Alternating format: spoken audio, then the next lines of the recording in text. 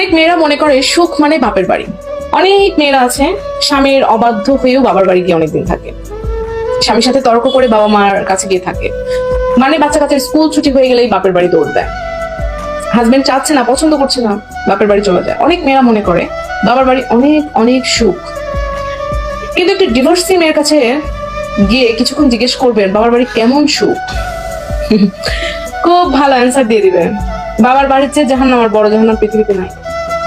অনেক ডিভোর্সি মেয়ের কথা শুনেছি, তাদের একটাই কথা, আমার সিদ্ধান্ত ভুল ছিল, আরেকটু যদি মানিয়ে নিতাম, আরেকটু যদি ধৈর্য ধরতাম, আরেকটু যদি অপেক্ষা করতাম, আরো 2টা বছর যদি সংসার করতাম, তাহলে আমার এই সংসারটা টিকে যেত, আমার এই ভুলটা থাকতো না, আমি অন্যের কথা শুনে এই কাজটি করেছিলাম, আমি অন্যের দ্বারা প্রভাবিত হয়ে এই কাজটি করেছিলাম। এরকম কথাই তারা শোনা যায়। এবং বিশেষ করে ডিভোর্সি মেয়েদের কাছে একটা জিনিস জিজ্ঞেস করবেন, বাবার বাড়িতে কেমন সুখ ডিভোর্সের পরে। একটা কথা বলি, প্রাপ্তবয়স্ক মেয়েদের সুখ স্বামীর বাড়িতেই,